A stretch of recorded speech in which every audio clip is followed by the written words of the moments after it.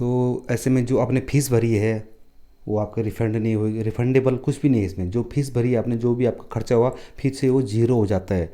ये Europe Europe में नहीं है, सेनेगल में नहीं है। ये मोंटीनेग्रो एक बाल्कन कंट्री है, बहुत छोटी सी कंट्री है, बाल्कन कंट्री है, अभी यूरोप में नहीं है। हालांकि जैसे मैंने पहले भी कहा था तो कि हेलो दोस्तों, गुड मॉर्निंग, नमस्ते, प्रणाम, स्वागत है आप सभी का मेरे यूट्यूब चैनल और फेसबुक पेज में। तो दोस्तों, कैसे हैं आप लोग? हम सब बहुत बढ़िया हैं और आशा करते हैं कि आप लोग भी बहुत बढ़िया से होंगे। तो दोस्तों, पिछले काफ़ी टाइम से बहुत सारे दोस्तों के कमेंट आ रहे हैं, बहुत सारे फैमिली के कमेंट आ रहे हैं कि भैया हमें बताओ कि इंडिया से मोंटीनेग्रो कैसे आया जाए। तो दोस्तों, आज की वीडियो में पूरा क्लियर कर दूंगा और बताऊंगा कि आप मोंटीनेग्रो इंडिया से कैसे आ सकते हैं। तो आप लोग कृपया बने रहिए वीडियो के एंड तक। अगर आप चैनल पर नए हो तो चैनल को सब्सक्राइब कीजिए और वीडियो अगर पसंद आए तो वीडियो को लाइक करके शेयर ज़रूर कीजिए। तो दोस्तों जी हाँ, फ़िलहाल मैं हूँ मोंटीनेग्रो में। वैसे बहुत सारे लोगों को पता कि मैं मोंटीनेग्रो में हूँ, और जो नई फैमिली जुड़ी है मेरे साथ उनको पता नहीं है शायद कि मैं मोंटीनेग्रो में हूँ। तो बता दूँ, मैं हूँ मोंटीनेग्रो में। तो चलो, आपने यहाँ का इनविटेशन लेटर सब रिसीव किया है, तो उसके बाद आपको कुछ और डॉक्यूमेंट चाहिए होते हैं यहाँ आने के लिए। जैसे आपने इनविटेशन लेटर सब अपना रिसीव कर लिया है, उसके बाद आपको चाहिए इंश्योरेंस। उसे बोलते हैं ट्रैवल इंश्योरेंस बोलते हैं, जो कि आपको बनवाना है 6 महीने का। उससे कम का मत बनाना, क्योंकि वो एक्सेप्ट नहीं करते दिल्ली में। और 6 महीने का आपका बनेगा टूरिस्ट, मतलब ट्रैवल इंश्योरेंस बोलते हैं उसको, वो बनेगा। उसके बाद आपको चाहिए एक डेमी टिकट चाहिए आपको, कि भाई आज जैसे मतलब लगा लो कि आज 18 जून है, मैंने 20 जुलाई को मोंटेनेग्रो जाना है। तो आपको उस हिसाब से डेमी टिकट बनानी है, जो कि बन इजीली बन जाती है दिल्ली में, इंडिया में कहीं भी बन जाती है जी। तो वो आपकी सिर्फ डेमी टिकट है। उसके बाद आप ये मैं बता रहा हूँ आपको डॉक्यूमेंट सबमिट करने के लिए।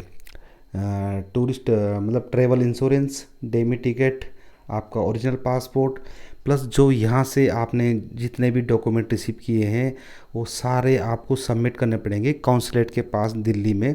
दिल्ली में है मेरे ख्याल से B BSF VFX global city, कुछ वो भी है, ऐसा कुछ है दिल्ली में। तो ये वहाँ आपको सबमिट करने हैं एम्बेसी के काउंसलेट के, सॉरी मोंटेनेग्रो के काउंसलेट में। उसके बाद उनकी जो फ़ीस है, तो 12,000 रुपये उनकी फ़िक्स फ़ीस है। उसके बाद वो आपका पासपोर्ट या तो अबू धाबी भेजेंगे मोंटेनेग्रो की एम्बेसी में, या फिर तुर्की भेजेंगे। वैसे मोस्टली अबू धाबी भेजते हैं, या फिर मतलब तुर्की भी भेज सकते हैं। मेरा एक दोस्त आया है, उसका पासपोर्ट उन्होंने तुर्की भेजा था वीज़ा लगाने के लिए। तो उसका इजीली वीज़ा लग गया था, क्योंकि उसने वह 3 साल यहाँ से काम करके जा चुका था वो। अगर जो फ्रेशर हैं, जो नए हैं, जो फर्स्ट टाइम इंडिया से अप्लाई कर रहे हैं, तो 100% श्योर नहीं है कि आपका वीज़ा लगेगा ही लगेगा, क्योंकि ये लोग ज़्यादा करके वीज़ा को रिजेक्ट कर देते हैं। मतलब आपका वीज़ा कैंसिल कर देंगे, रिजेक्ट कर देंगे। तो ऐसे में जो आपने फ़ीस भरी है वो आपका रिफ़ंड नहीं होगी, रिफ़ंडेबल कुछ भी नहीं है इसमें। जो फ़ीस भरी है आपने, जो भी आपका खर्चा हुआ, फिर से वो ज़ीरो हो जाता है। तो ऐसा है भैया, मतलब रिस्क लेना आपने, उस पर लेना रिस्क। क्योंकि बहुत सारे जो एजेंट हैं इंडिया में जो बोल रहे हैं कि हम तुम्हें यहाँ भेज देंगे, वहाँ भेज देंगे, यूरोप भेजेंगे, ये करेंगे, यहाँ नागरिकता मिलेगी। ऐसा यहाँ कुछ भी नहीं है। ना तो ये यूरोप है, ये यूरोप में नहीं है, सेनेगल में नहीं है। ये मोंटीनेग्रो एक बाल्कन कंट्री है, बहुत छोटी सी कंट्री है, बाल्कन कंट्री है, अभी यूरोप में नहीं है। हालांकि जैसे मैंने पहले भी कहा था कि जो यहाँ की जो मुद्रा है, तो वो यूरो है, यहाँ यूरो ही चलता है। और ये यूरोपियन कंट्री नहीं है, ये बाल्कन कंट्री है। होटल इंडस्ट्रीज में जितने भी लोग आ रहे हैं, तो यहाँ सिर्फ मतलब कॉन्टी बेकरी और यही चलता जा करके, यहाँ लोकल फूड, इनका जो ज़्यादातर लोकल फूड है। इंडियन फूड तो यहाँ जीरो है, ना के बराबर है। इंडिया से ज़्यादा करके लोग क्या होते हैं, जो हमारे उत्तराखंड के होते हैं, मतलब कहीं भी इंडिया के लगा लो, तो ज़्यादा करके होते हैं मतलब इंडियन तंदूर, चाइनीज़, कॉन्टी वाले भी होते हैं। तो क्वांटी वाला चलो एक्सेप्ट है, यहाँ इंडियन तंदूर तो भैया यहाँ जीरो है, आप सोच के आना भी मत। और दूसरी बात कि एक दोस्त ने मुझे मैसेज किया था कि भैया वहाँ का जो मेडिकल है कितने का होता है। तो यहाँ आने के लिए कोई भी मेडिकल नहीं होता है। मेरा मतलब मेडिकल हो ही नहीं है कुछ, ना यहाँ इतना हार्ड मेडिकल है, कुछ भी नहीं होता मेडिकल, ना यहाँ मेडिकल होता है, या जहाँ से आप आ रहे हो वहाँ से भी आपका कोई मेडिकल नहीं होगा। उसके बाद मतलब बहुत सारे लोग बोलते हैं कि, मेरे दोस्तों का कमेंट आता है कि भैया कोई बोलता है कि हमसे एजेंट 4 लाख मांग रहा है, 6 लाख मांग रहा है, 7 लाख मांग रहा है। तो बिल्कुल ये गलत है। 6-7 लाख मांगना बिल्कुल गलत है। इस कंट्री के लिए अगर आप 6-7 लाख दोगे तो मत आना इस कंट्री में। यहाँ आके आपको बहुत दिक्कत होने वाली है। इतना तो, एक तो यहाँ लैंग्वेज प्रॉब्लम है, यहाँ लैंग्वेज की सबसे ज़्यादा प्रॉब्लम है कि इन जो यहाँ के लोग हैं ये अपनी लैंग्वेज बोलते हैं सर्बियन। इनको इंग्लिश मतलब लगा लो कि 50 में से 100 में से मतलब 100 में से 80 आदमी को मतलब 20 आदमी को इंग्लिश बोलनी आती है और 80 आदमी को इंग्लिश बोलनी नहीं आती है, तो ये अपनी भाषा में ही बात करते हैं। तो ये एक प्रॉब्लम ये है। दूसरी प्रॉब्लम ये है कि यहाँ आपको इंडियन फूड नहीं मिलेगा। चलो एनी केस आप मतलब यहाँ मोंटेनेग्रो आ भी गए हैं या आ गए हैं तो आप अपने साथ कुछ स्पाइसेस जो होते हैं इंडियन के, जो स्पाइसेस होते हैं हल्दी मिर्ची जो होते हैं वो आप कैरी कर सकते हैं, क्योंकि यहाँ आपको नहीं मिलने वाला वो इंडियन मसाले यहाँ नहीं मिलने वाले। अगर आपको कुछ मिलेगा भी, अब मैं एक बात बताता हूँ आपको, क्यूमिन सीड 70 ग्राम क्यूमिन सीड यहाँ 5-6 यूरो की है, तो मतलब बहुत महंगी है। तो अगर आप आ रहे हो अच्छी बात है, तो स्पाइसेस अपना कैरी करके आएँ आप। जैसे जो अगर आपको मतलब जैसे आप खाना खाते हो कि आपको स्पाइसी खाना चाहिए ज़्यादा, तो आप मिर्ची साथ में लाते हो। जैसे कि मैं बहुत स्पाइसी खाता हूँ तो मैं मिर्ची लेकर आया था, 1 किलो ड्राई चिली लेकर आया था मैं, और 1-1.5 किलो मैं पाउडर भी लेकर आया था। बाकी मैं और मिक्स मसाला लेकर आया था, 3-4 किलो मतलब था मेरे पास। तो ऐसा है कि यहाँ आपको नहीं मिलेगा कुछ भी इंडियन स्पाइसेस नहीं मिलेगा, यहाँ आपको आटा नहीं मिलेगा, आपको यहाँ 2 टाइम चावल ही खाने पड़ेंगे। फिर इनकी एक लोकल ब्रेड होती है, उसको बोलते हैं तुर्तिला बोलते हैं, वो भी पूरी मैदा की होती है, वो आप खा सकते हैं यहाँ।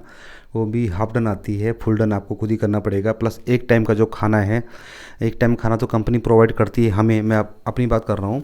एक टाइम का खाना हमें कंपनी प्रोवाइड करती है और एक टाइम हम लोग खुद खाना बनाते हैं किचन, यहाँ किचन में। तो उस हिसाब से आप आना। रही बात एजेंट की, तो किसी भी एजेंट को 5-6 लाख देने की ज़रूरत नहीं है। हाँ, अगर 2-2.5 लाख में अगर कोई मांगता है तो कोई बड़ी बात नहीं है, क्योंकि 1 लाख रुपए तो दुबई मतलब जब आप दुबई जाते हो तो 1 लाख रुपए आजकल दुबई के लग रहे हैं, और उनके ड्रामे बहुत ज़्यादा हैं। आप गम का मेडिकल करो, वीज़ा स्टैम्प कराने दिल्ली जाओ तो काफ़ी दिक्कतें होती हैं। यहाँ वैसे दिक्कत नहीं है। और प्लस यहाँ का जो वीज़ा है 3 साल का नहीं होता, कि बहुत से एजेंट बोलते हैं कि 3 साल का वीज़ा है, 3 साल का वीज़ा यहाँ नहीं होता है। प्लस आप यहाँ क्या बोलते हैं उसको, आपको यहाँ पीआर कुछ नहीं मिलेगा। मैंने बहुत सारी वीडियो देखी कि मोंटेनेग्रो पीआर दे रहा है, बिल्कुल भी नहीं दे रहा है। मैं 1 से 1.5 साल में, जो कि 1 से 1.5 साल मेरे को हो गया यहाँ पीआर बिल्कुल भी नहीं मिलता है। पीआर तब मिलेगा, जैसे मैंने पहले भी कहा था, कि आप मतलब किसी लोकल लड़के से शादी करोगे या कुछ अपना मतलब बिजनेस करोगे यहाँ, तो कुछ चांसेस है मिलने के। वैसे I am not sure, but मैं फिर भी बोल रहा हूँ कि कुछ चांसेस है मिलने के। अब एक भाई का कमेंट आया था मेरे को कि मेरे को मोंटेनेग्रो में सेटल होना है और बिजनेस करना है। हाँ, आप कर सकते हैं, सेटल भी हो सकते हैं, लेकिन आपको उसके लिए अच्छा खासा मोटा पैसा इन्वेस्ट करना पड़ेगा मोंटेनेग्रो में। चाहे आप रेस्टोरेंट खोलो, कुछ भी खोलो, उसके लिए आपको मतलब काफ़ी सारा पैसा इन्वेस्ट करना पड़ेगा मोंटेनेग्रो में, तब जाके आपको या कि नागरिकता मिल, या आपको फिर घर लेना पड़ेगा अपना। और बहुत एक्सपेंसिव, हर चीज़ एक्सपेंसिव है यहाँ, ये पॉसिबल नहीं है। मतलब कि आप एक नौकरी करने आ रहे हो, आप सोच रहे हो कि जैसे मतलब और देशों में कि मतलब जल्दी से पीआर मिल जाएगा, तो यहाँ आपको पीआर ऐसे नहीं मिलेगा। आपको यहाँ काफ़ी सारा मोटा पैसा इन्वेस्ट करना पड़ेगा, उसके बाद कुछ हो सकता है। But I don't know, I am not sure कि आपको नागरिकता मिलेगी। बट ऐसा मैंने सुना है कि जब ये मतलब यहाँ अगर आप बिजनेस करते हैं या फिर अपना घर खरीदते हैं यहाँ, तो हो सकता है आपको नागरिकता मिल जाएगी यहाँ की। वैसे यहाँ की नागरिकता लेके करोगे क्या आप, यहाँ कुछ भी नहीं होता है। ये सिर्फ सीज़न पे डिपेंड है। 6 महीने का सीज़न है यहाँ, सीज़न के बाद यहाँ तो आपको मक्खी भी नहीं दिखेगी, पूरी रोड खाली होती है, यहाँ पर कुछ भी नहीं होता है। हाँ, अभी सीज़न चला तो काम बहुत सारे टूरिस्ट लोग आता है। यहाँ की जो टोटल पॉपुलेशन है 6 लाख है सर, बहुत छोटा सा देश है और 6 लाख की पॉपुलेशन है। अब बात करें मौसम की, तो मौसम यहाँ का ऐसा है जैसे अपने उत्तराखंड का है। उत्तराखंड से तो थोड़ा डिफरेंट होगा, क्योंकि गर्मी भी यहाँ काफ़ी अच्छी पड़ जाती है, ठंड भी यहाँ बहुत ज़्यादा पड़ती है, और बारिश भी यहाँ कंटिन्यू बहुत ज़्यादा होती है, ये बात है। तो यहाँ ऐसा है कि मतलब वेदर लगा लो काइंड ऑफ उत्तराखंड, ऐसा ही कुछ वेदर है यहाँ का, कोई दिक्कत नहीं है ऐसे में, वेदर में कोई दिक्कत नहीं होती है। बारिश टाइम पे बहुत ज़्यादा बारिश है, फिर धूप के टाइम पे, आजकल से धूप चल रही है तो गर्मी भी काफ़ी काफ़ी ज़्यादा गर्मी है, और सर्दी भी यहाँ काफ़ी होती है। जहाँ मैं रहता हूँ यहाँ तो मैं यहाँ स्नोफॉल नहीं होता, लेकिन सामने जो माउंटेन्स हैं, आपने आपने पुरानी वीडियो में देखा होगा, जो माउंटेन्स हैं उनमें काफ़ी ज़्यादा स्नोफॉल होती है। और कुल मिलाकर कंट्री बहुत अच्छी है। बट अगर कोई बोले सेटल होना, तो मेरे को नहीं लगता कोई यहाँ सेटल हो गया, यहाँ सुखी रहेगा सेटल। तो हाँ दोस्तों, ये बात थी इंडिया से मोंटेनेग्रो आने के लिए। अब मैं बताता हूँ आपको दुबई से मोंटेनेग्रो आने के लिए आपको क्या क्या करना पड़ेगा। सबसे पहले आपको एम्बेसी फ़ीस भरनी है 160 दिरहम्स होते हैं सिर्फ, हाँ 160 दिरहम एम्बेसी फ़ीस होती है उनकी। एम्बेसी का अकाउंट है उसमें आपको डालने होते हैं। उसकी जो स्लिप मिलती है वो स्लिप भी आपको डॉक्यूमेंट में लगानी पड़ती है। उसके बाद आपको चाहिए एमरेस आईडी की फ़ोटोकॉपी, 3 महीने का बैंक स्टेटमेंट, एमरेस आईडी, 3 महीने का बैंक स्टेटमेंट, आपकी पर्सनल फ़ोटो, जो आपको ऐसे फॉर्म दिया जाएगा वो फॉर्म आपने पूरा फिल करना है, पूरा फॉर्म आपने भरना उसको। वो फॉर्म वो आपने सबमिट करना है। फिर उनकी ईमेल आईडी पे आपको मतलब वहाँ डॉक्यूमेंट हैंड टू हैंड किसी को नहीं देने हैं, आपको सिर्फ सबमिट करने हैं वो उनकी ईमेल आईडी पे। उनकी एक ईमेल आईडी होती है, वहाँ आपने सबमिट करने हैं डॉक्यूमेंट, सारे जितने भी आपके डॉक्यूमेंट हैं सब आपने सबमिट करने होते हैं। उसके